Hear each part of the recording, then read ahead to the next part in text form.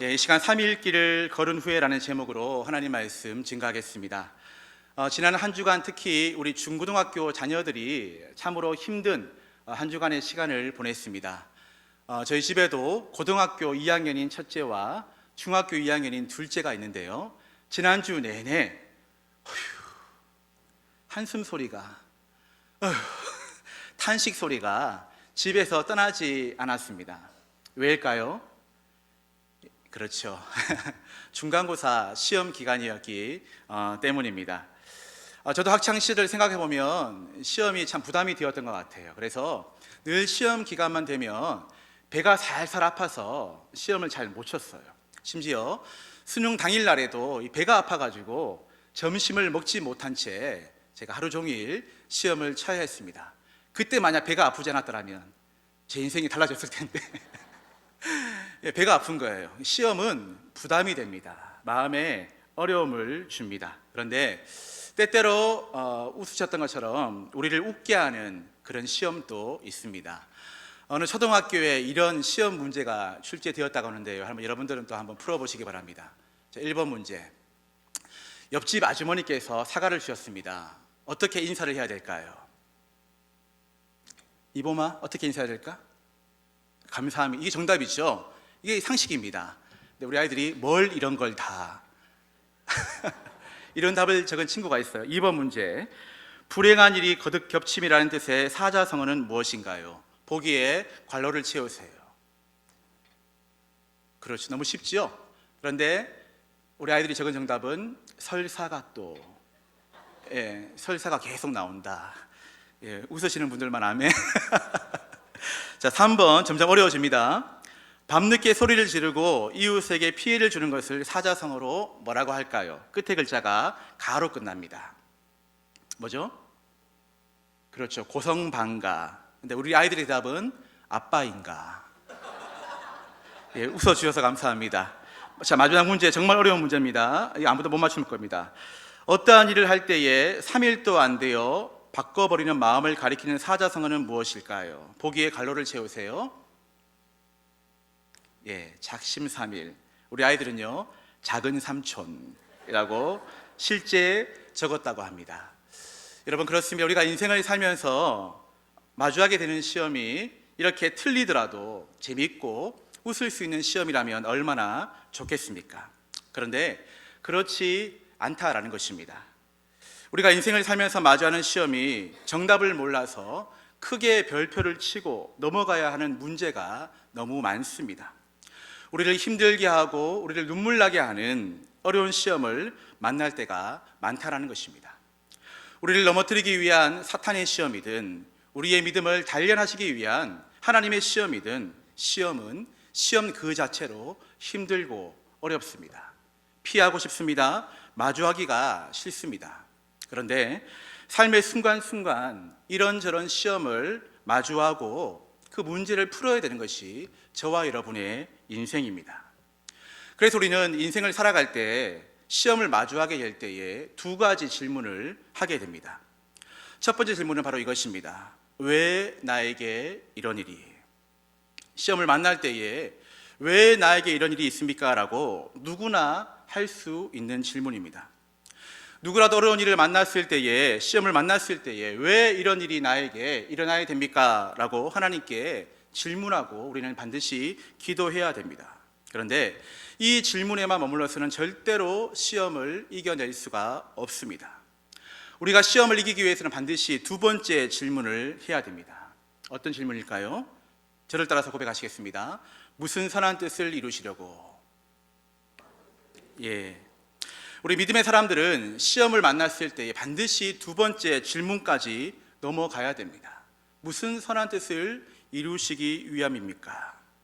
왜 나에게 이런 일이 일어나야 됩니까? 이 질문에 원망하고 좌절만 하고 있을 것이 아니라 무슨 선한 뜻을 이루시려고 이러는 것입니까? 라고 하나님께 질문하고 기도하며 하나님의 은혜와 하나님의 뜻을 구해야 하는 것입니다.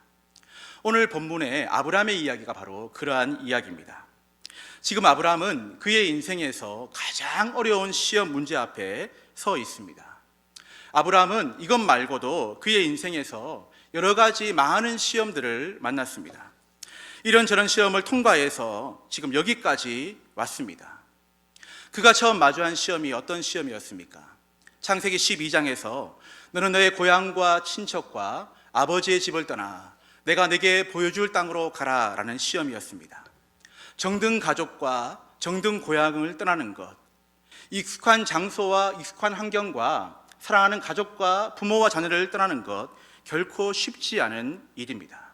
그런데 이 시험은 너는 복의 근원이 될 것이다, 이 시험을 잘 풀면 복을 받을 것이다, 이렇게 복이 보장된 시험이었습니다. 참으로 어려운 문제였지만 아브라함은 이 첫 번째 시험 문제를 잘 풀었습니다. 또 창세기 12장에서 아브라함은 하나님께서 지시하여 간 약속의 땅에서 기근이라는 두 번째 시험을 만나게 됩니다. 자, 정답은 그 땅에 기근이 들었지만 하나님을 믿고 의지하고 신뢰하면서 약속하신 그 땅을 떠나지 않는 것, 이것이 바로 정답이었습니다. 그런데 아브라함은 두려웠습니다.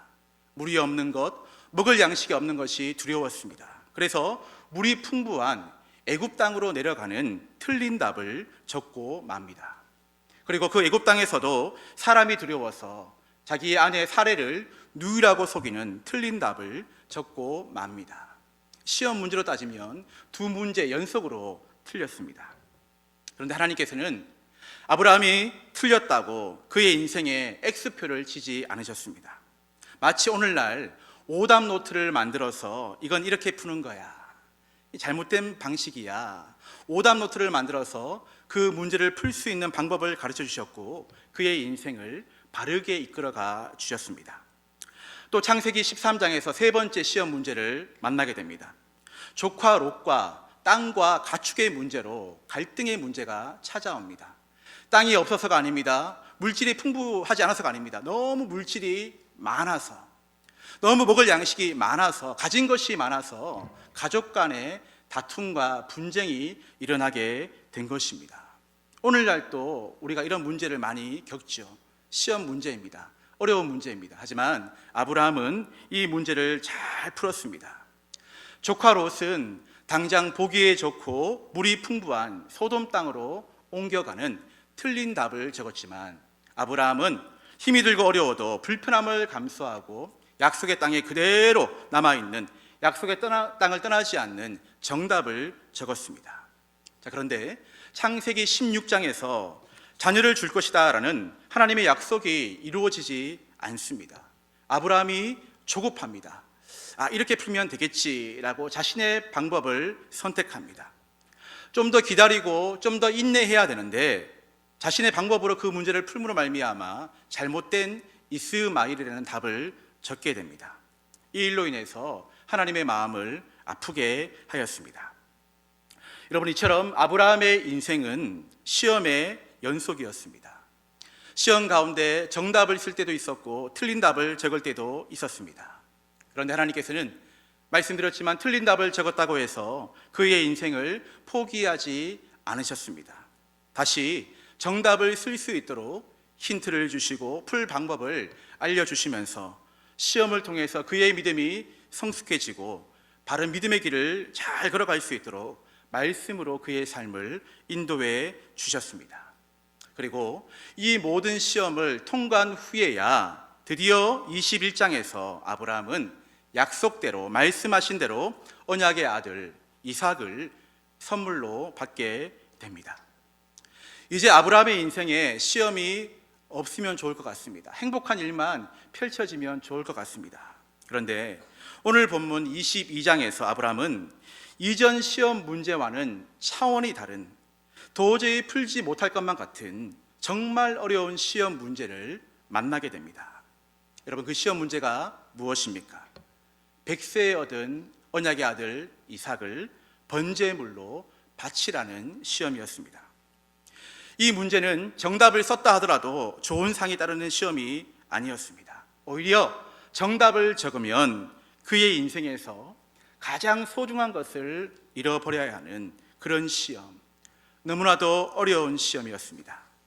자, 그런데 창세기 22장 전반부의 말씀을 보게 되면 아브라함이 하나님으로부터 이 어려운 시험 문제를 받고 나서 아무런 번민과 갈등과 고뇌 없이 거침없이 문제를 풀어나가는 아브라함의 모습을 묘사하고 있습니다. 2절 말씀에서 하나님께서 아브라함에게 아들 이삭을 번제로 드리라고 하니까 3절 말씀에서 아브라함은 아침 일찍 일어납니다. 늦장을 부리지 않습니다. 아침 일찍 일어나 번제에 쓸 나무를 쪼개어가지고 하나님께서 일러주신 곳으로 곧바로 떠납니다. 그리고 4절에서 아들 이삭과 종들을 데리고 그 먼 3일 길을 걸어갑니다.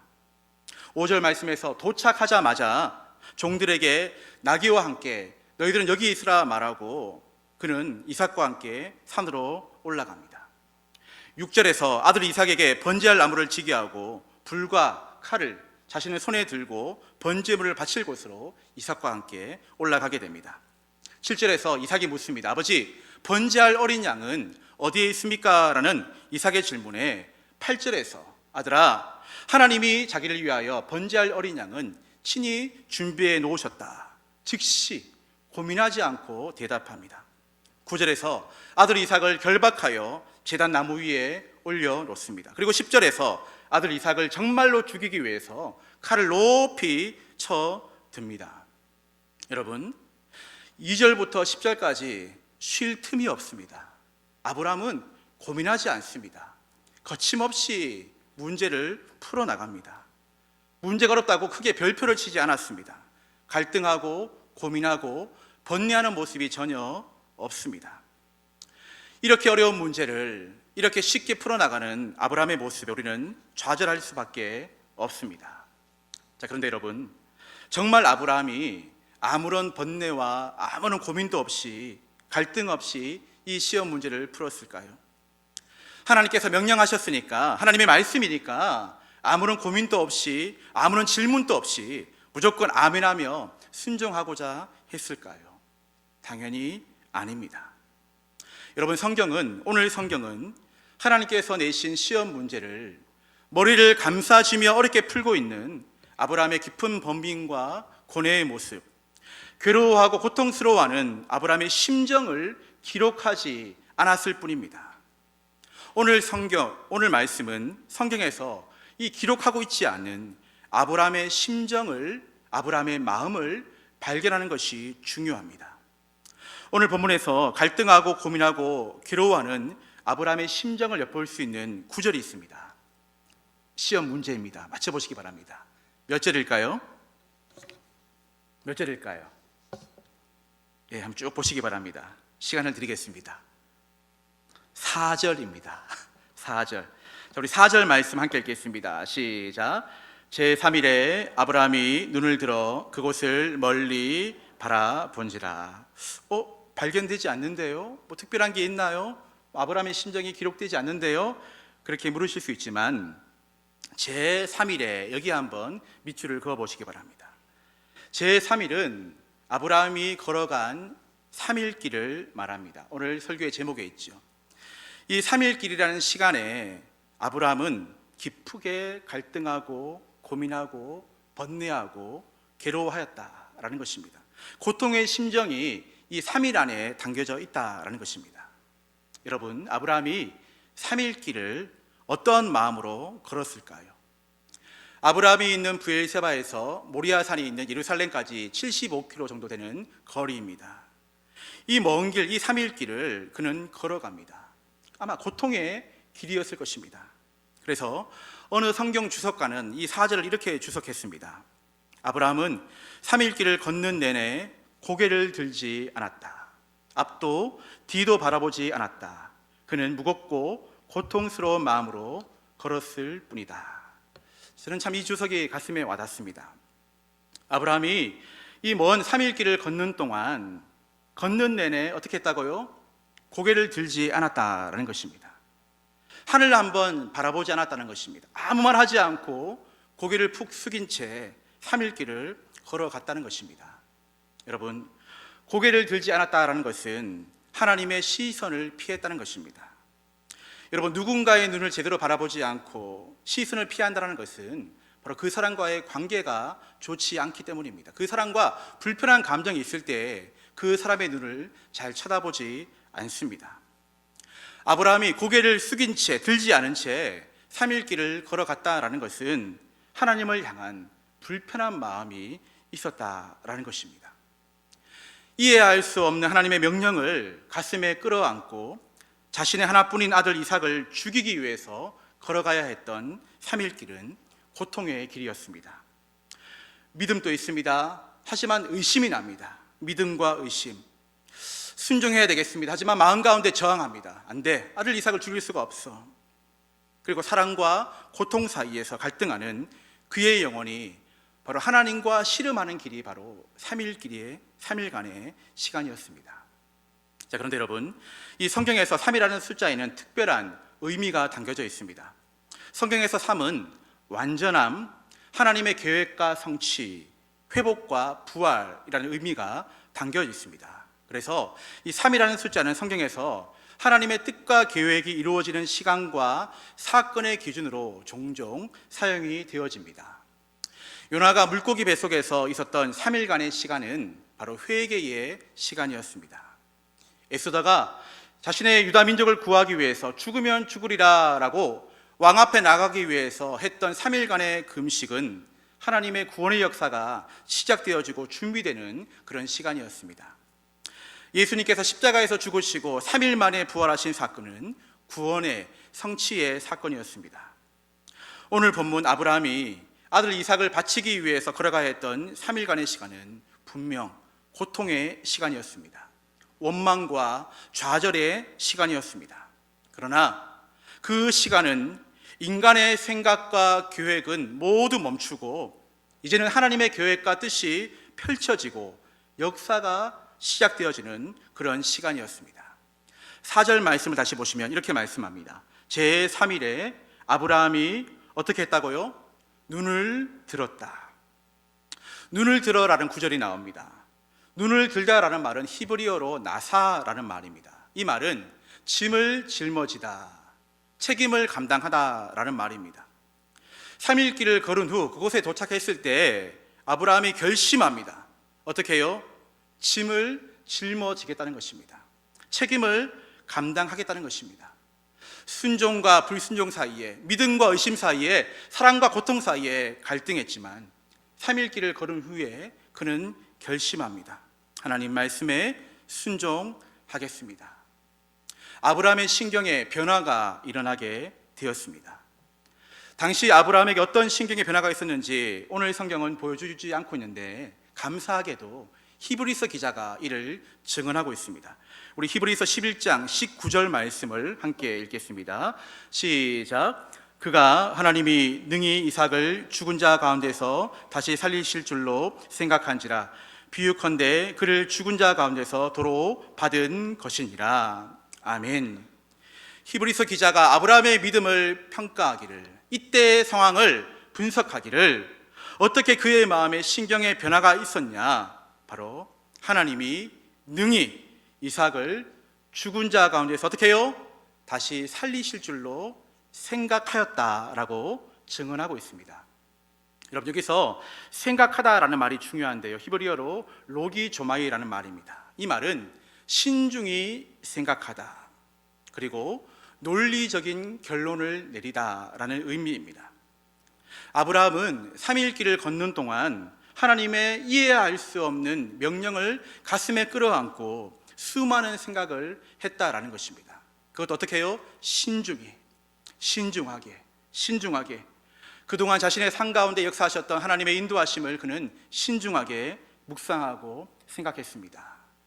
처음 자신을 부르실 때에 고향과 친척과 아버지 집을 다 떠나라 말씀하셨던 하나님의 부르심을 그는 신중히 생각했습니다. 말씀에 떠나 약속의 땅에 도착했는데 축복은커녕 오히려 이 기근이라는 시험을 만났을 때에 당황하고 의심하였고 두려워하였던 자신의 모습을 그는 신중히 생각하였을 것입니다.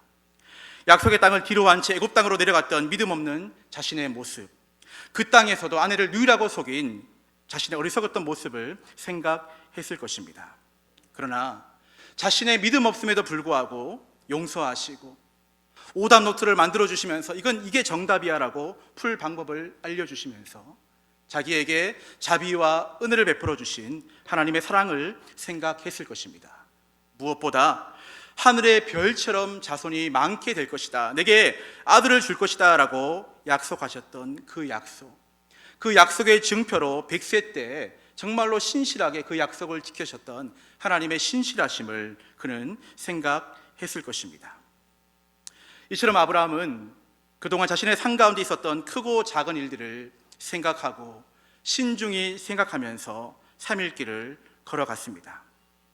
처음에는 왜 나에게 이런 일이 일어나야 됩니까? 원망하고 불평하고 고개를 들지도 않은 채, 고개를 푹 숙인 채 하나님과 불편한 마음을 가지고 하루 이틀 걸었는데, 자신의 삶을 신중히 생각하고 묵상해 보니 그는 3일길에 다다랐을 때 결심하게 됩니다.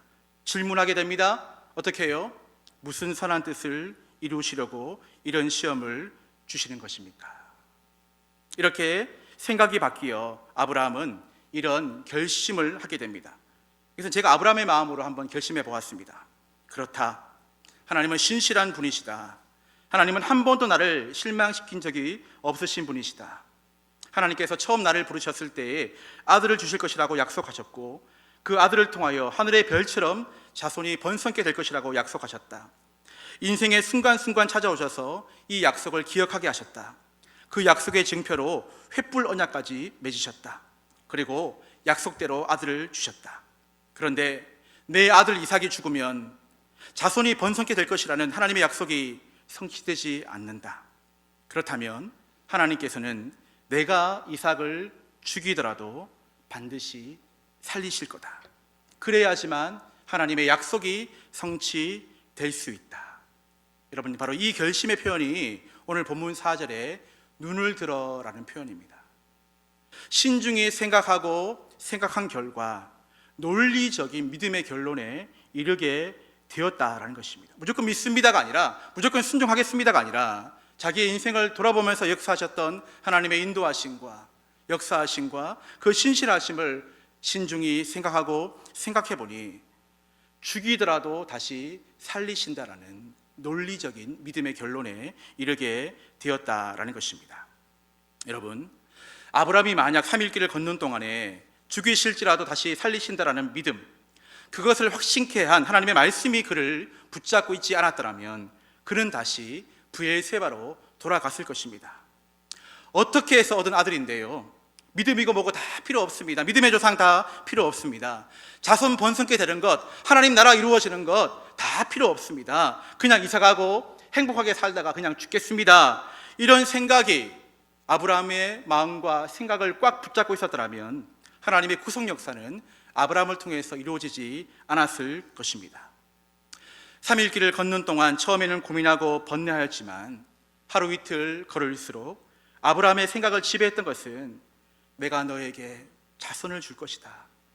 그 자손을 통하여서 하늘의 별처럼 내 자손이 많게 될 것이다.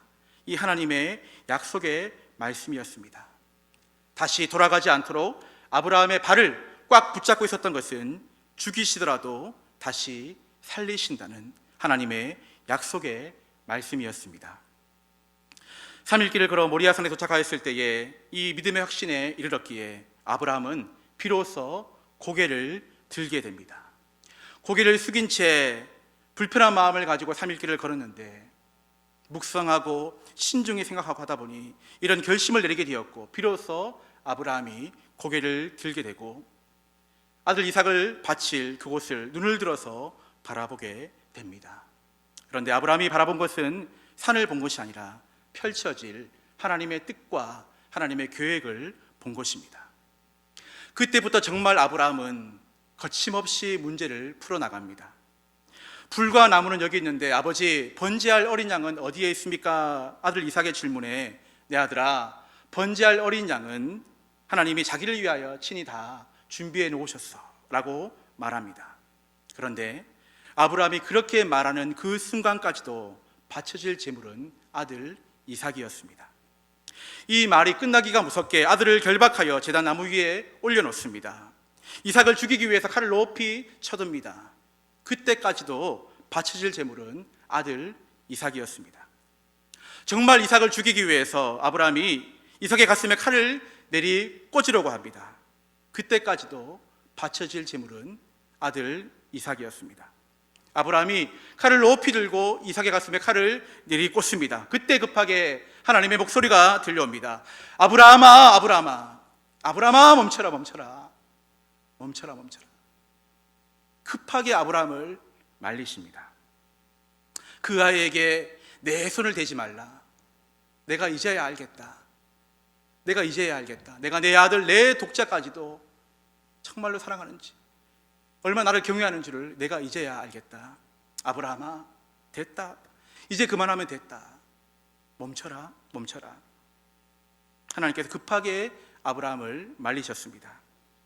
여러분, 아브라함이 하나님의 명령에 따라 그의 사랑하는 아들 이삭을 실제 죽이려 했던 이 행동은 이 세상의 모든 것, 자신의 생명, 자신의 가족, 자신의 자녀조차도 내 것이 아니라 하나님의 것입니다.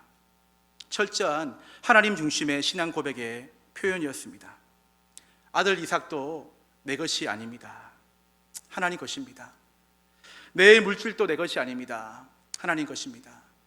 지금 내가 운영하는 사업장도 내 것이 아닙니다. 하나님의 것입니다. 우리 춘천 동부교회도 우리 것이 아닙니다. 하나님의 것입니다. 하나님 달라시면 드려야죠. 드려야죠.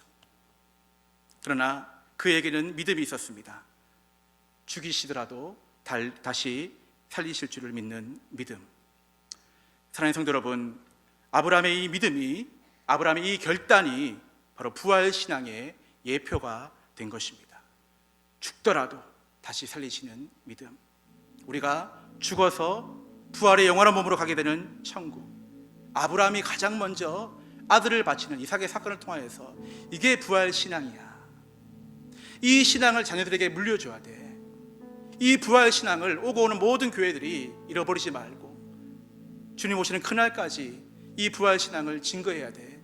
바로 아브라함을 통해서, 이삭의 사건을 통해서 오늘 저와 여러분에게 보여주셨다라는 것입니다. 고등학생 때 저의 신앙을 지도해 주셨던 고등부 담당 목사님이 계셨습니다. 저는 고2 때 목회를 서원했습니다. 그리고 이 사실을 목사님께 말씀드렸습니다. 목사님, 저도 목사님처럼 목사님이 되고 싶습니다. 목사님 너무너무 기뻐하셨습니다. 야, 우리 교회도 목사가 나오다니, 내가 가르치는 제자 중에 목사하겠다는 놈이 나오다니, 목사님이 정말로 기뻐하셨습니다. 그리고 그때부터 저를 목사처럼 대해 주셨습니다. 전 목사, 전 목사 잘 어울리잖아요. 전 목사 하면서 제가 좀 잘못한 행동을 있으면 전 목사, 목사가 그러면 안 돼. 이름도 안 부르셨어요. 전 목사. 제가 한 번은 평일날 슬리퍼를 신고 교회에 간 적이 있었습니다. 여러분, 평일날 슬리퍼 신고 교회에 올 수 있지 않나요? 예, 갔습니다. 그런데 목사님께서 엄하게 혼을 내셨습니다. 야, 전 목사야, 앞으로 목회할 사람이 슬리퍼 신고 교회 오면 안 돼. 늘 단정해야 돼. 늘 단정해야 돼. 목사님께서는 제가 군에 입대하고 나서 다른 교회로 사역지를 옮기셨습니다. 그런데 얼마 지나지 않아 너무나도 안타까운 목사님의 가정의 소식을 듣게 되었습니다. 목사님의 둘째 아들이 계곡물에 빠져 죽게 되었다라는 소식이었습니다. 우리 중고등부 여름 수련회 마지막 날 계곡에서 물놀이를 하는데 목사님의 아들을 포함해서 많은 아이들이 물에 빠지게 되었다라는 것입니다. 그런데 다른 아이들은 다 살았는데 목사님 아들만 죽게 되었다라는 것입니다. 그때 물에 빠진 아이들을 구해내신 분이 바로 목사님이셨습니다. 그런데 정작 자신의 아들은 구해내지 못한 것이었습니다. 호적되는 모든 아이들을 구해내고 맨 나중에 남아있는 한 아이, 자신의 아들을 구하려고 물에 뛰어들었는데 목사님의 아들은 이미 죽은 상태였습니다. 다른 아이들은 다 구했는데 정작 자신의 아들만 못 구하셨습니다. 아니, 목사님께서는 자신의 아들을 안 구하셨습니다. 왜냐하면 그분은 바로 목사였기 때문입니다. 그 누구보다 말씀대로 살고자 발버둥 쳐야 되고, 자기 아들보다 성도의 아들을 더 걱정해야 되고, 자기 가정보다 성도의 가정의 아픔을 더 염려하고 기도해야 되고, 자기 건강, 자기 영혼을 돌보는 일보다 성도의 건강과 영혼을 돌보기 위해서 날마다 무릎 꿇고 기도해야 되는 목사였기 때문에 성민아, 목사는 그렇게 하면 안 된다, 목사는 그렇게 하면 안 돼 라고 가르쳐줬던 목사님은 정말 그 가르침대로 자기 아들을 안구하셨던 것이었습니다. 아브라함이 이삭을 바친 사건, 목사님이 이 사건을 제가 함께 묵상하는 가운데 하나님께서 저의 마음 가운데 이런 마음의 음성을 들려주셨습니다. 성민아, 이 길이 내가 걸어가야 될 3일 길이란다. 이게 목사의 길이란다. 내 자식을 죽여서라도 다른 생명 살리기 위해서 너를 불렀단다. 죽어가는 영혼을 살리려고 너를 목사로 불렀단다. 이 길이 춘천 동부교회가 앞으로 걸어가야 될 길이란다. 그러면서 고백되어지는, 마음 깊이 고백되어지는 찬양이 있었습니다. 하나님 한 번도 나를 실망시킨 적 없으시고 언제나 공평과 은혜로 나를 지키셨네. 지나온 모든 세월들 돌아보아도, 지나온 모든 세월들 돌아보아도 그 어느 것 하나 주의 손길, 그 어느 것 하나 주의 손길 안 미친 것 전혀 없네. 오신실하신 주, 오신실하신 주,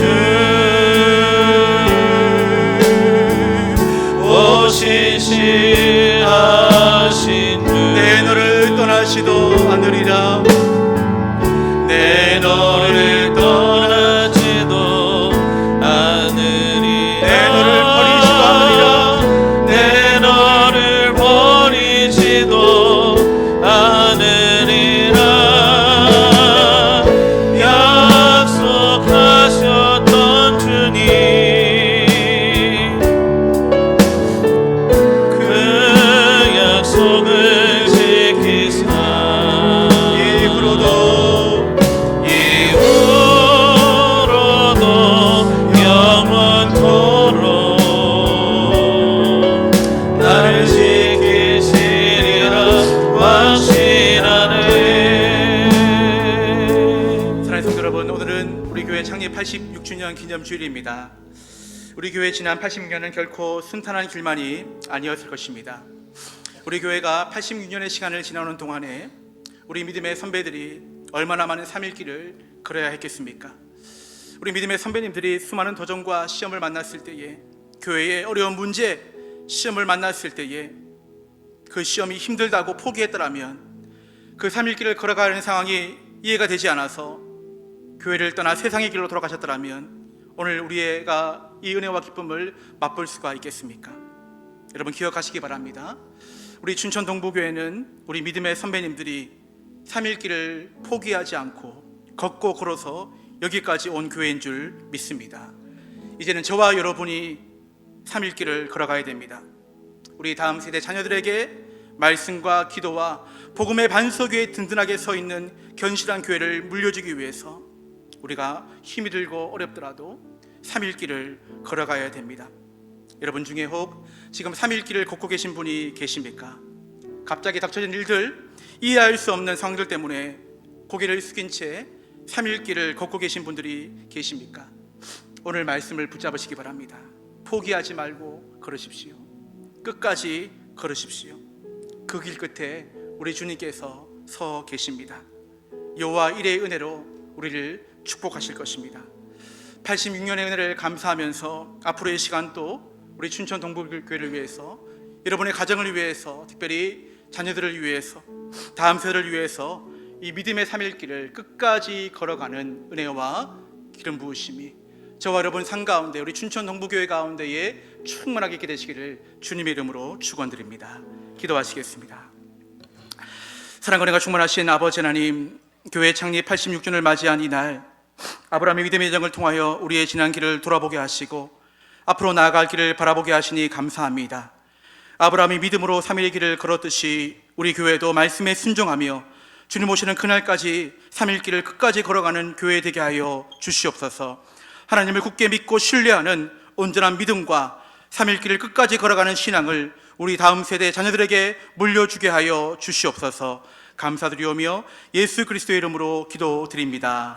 아멘.